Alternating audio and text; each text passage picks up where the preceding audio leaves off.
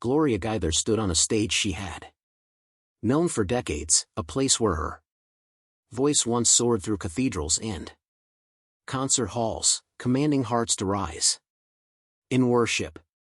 But this time her voice trembled, not from weakness, but from emotion. Her hands, once lifted in powerful praise, were now gently folded in gratitude. The same voice that had carried generations through joy and sorrow, now spoke softly, not in melody, but in farewell. She wasn't merely stepping back from the spotlight. She was closing a sacred chapter that had been written one hymn, one prayer, one heartbreak at a time for more than 60 years.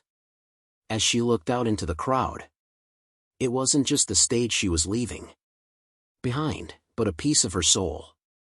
And for millions who had grown up with her songs, who found comfort in her lyrics and faith in her words, the silence she left behind felt like an echo too powerful to ignore. But why now?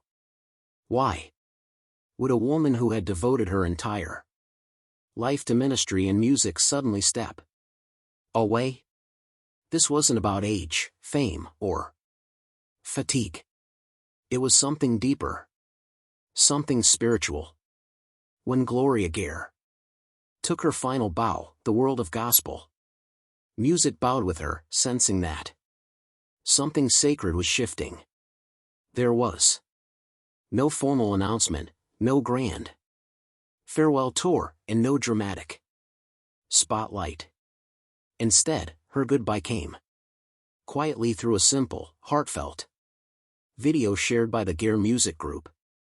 In that message, Gloria appeared fragile, but peaceful, her eyes carrying the weight of decades filled with joy, grief, and grace, reflected the beauty of a faithful life.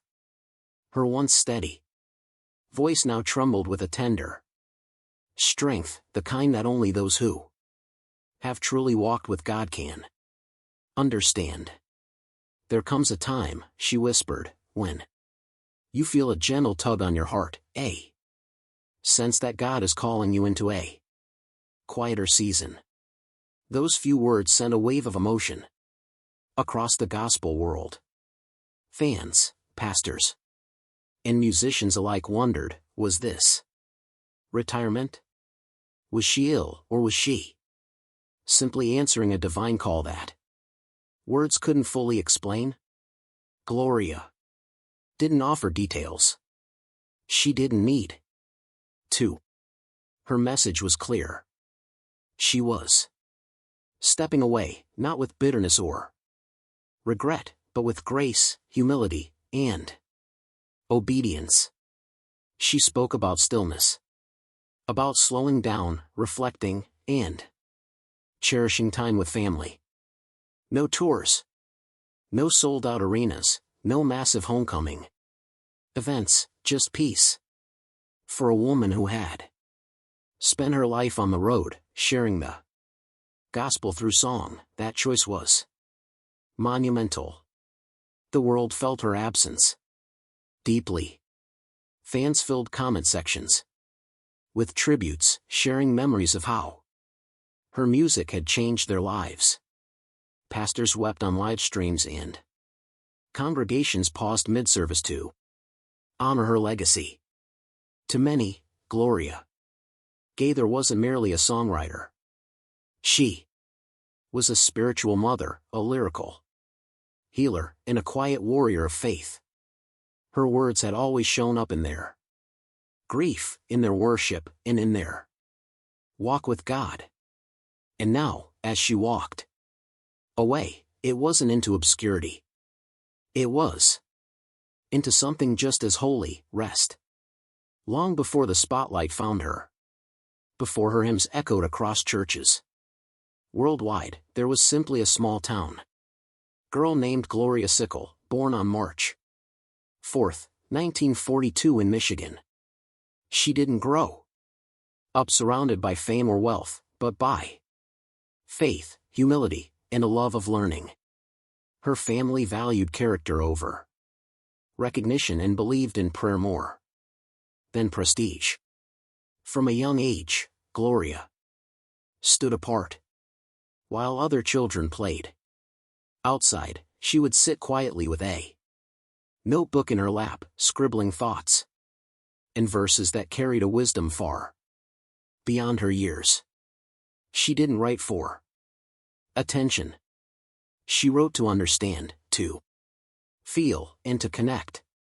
That literary instinct, that deep reverence for truth and emotion was her earliest calling.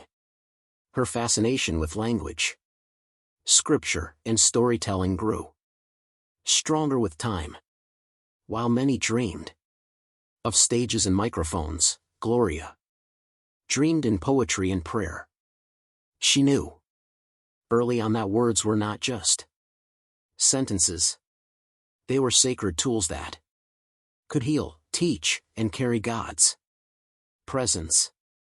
That passion led her to Anderson University, a small Christian college in Indiana. Surrounded by faith-driven mentors and the beauty of scripture, she didn't just refine her grammar, she refined her soul. She studied English, but her real education came from watching people, their struggles, their faith, their resilience. Years later, those same observations would breathe life into her songs, lyrics that comforted the broken and reminded believers to hope again. It was on that same campus where her path crossed with a young music teacher named Bill Gaither. What began as a simple friendship between two people of faith soon evolved into a lifelong partnership built on love, creativity, and purpose. Bill was dynamic and overflowing with musical energy. Gloria was introspective, poetic, and profoundly wise. Together, they didn't just make songs.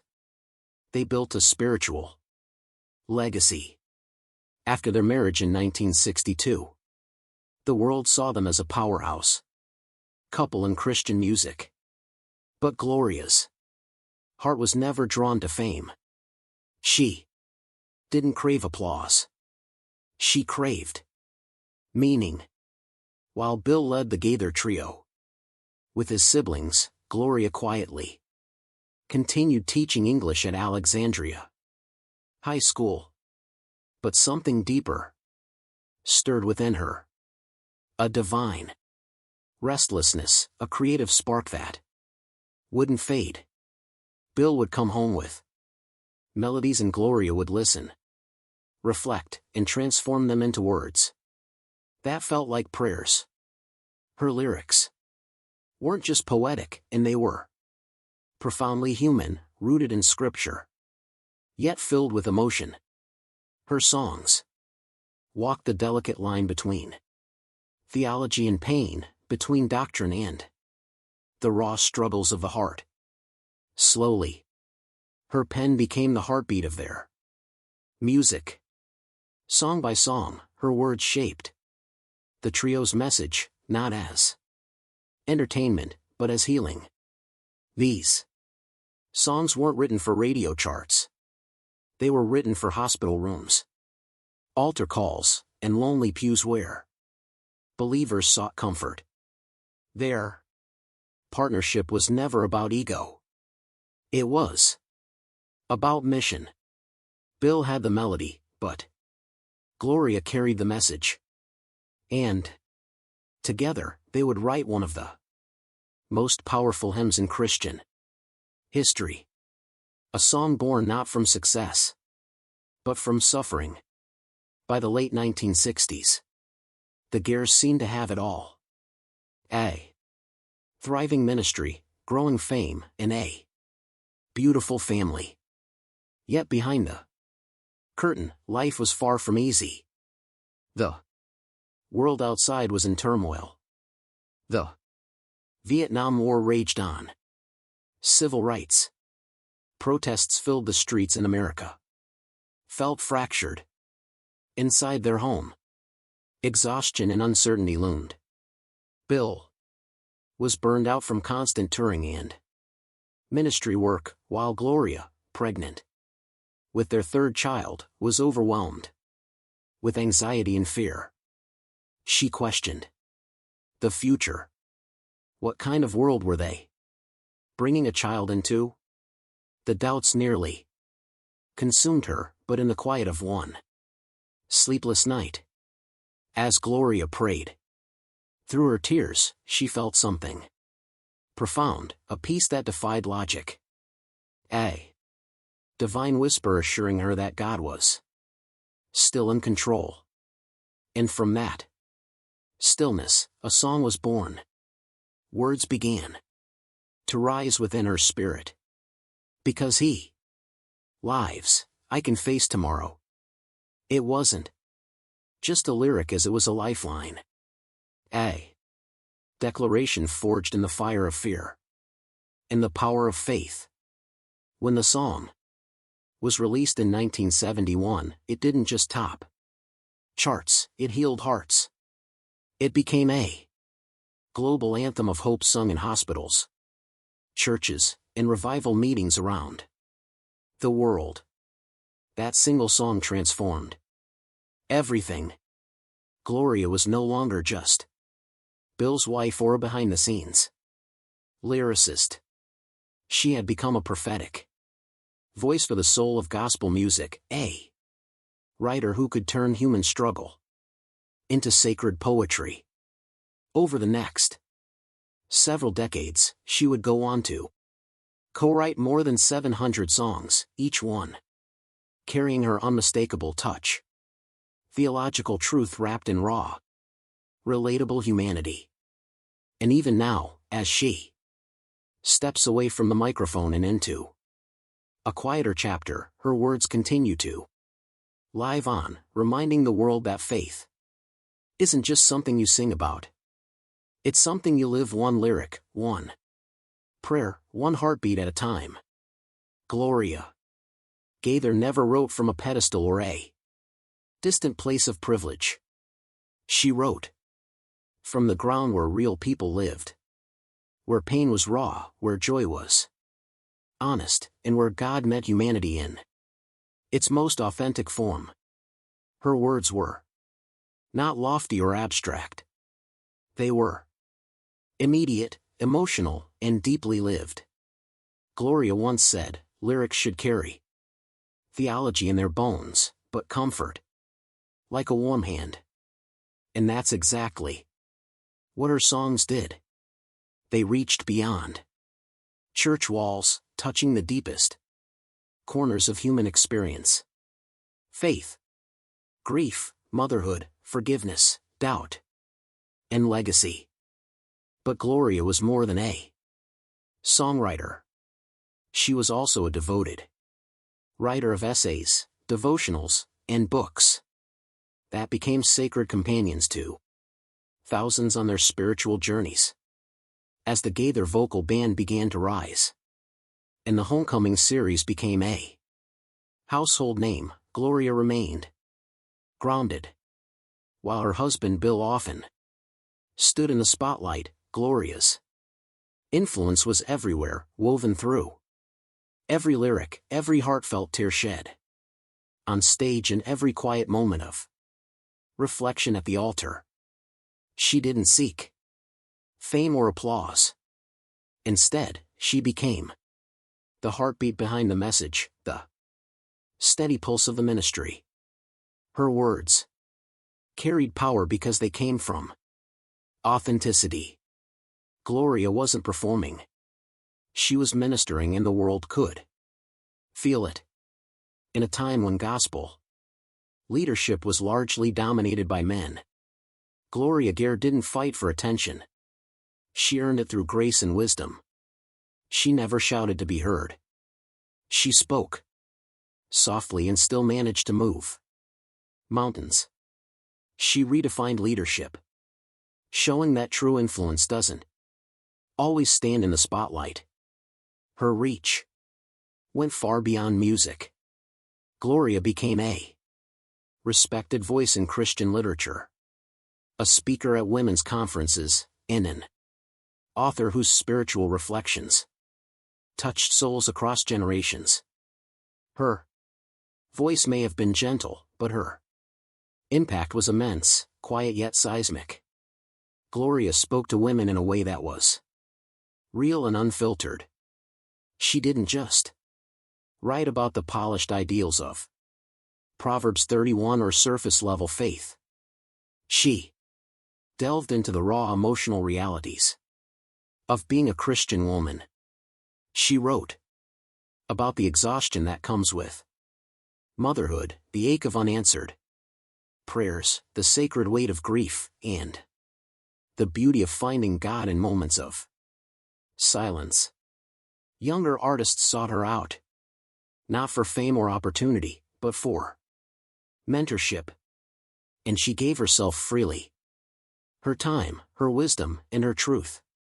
Gloria poured her soul into others just as she poured it into her songs. Honestly, humbly, and always pointing heavenward. She was never one to chase fame or glittering platforms. Gloria didn't need the glow of celebrity. Her power rested in her peace. In a fast-paced world, she dared to slow down. She created space for listening, reflection, and discernment. She showed the world that real strength doesn't always roar. Sometimes it writes, sometimes it prays, and sometimes it quietly steps aside so others can shine. Behind the grand stages and sold-out arenas was a woman who never lost sight of home. Her greatest ministry was not in the spotlight. It was in her family. As she steps back from public life, it's her family that now surrounds her, just as she has surrounded them for decades. Gloria and Bill Gaither raised 3 children, Suzanne, Amy, and Benjamin, each carrying a piece of her legacy. Suzanne, the eldest, followed in her parents' footsteps by managing Gaither family resources and even co-writing songs with her mother. She didn't just inherit Gloria's calling. She lived it, faithfully and quietly continuing her mother's mission. Amy, the middle child, pursued art, poetry, and teaching, inheriting Gloria's love for language,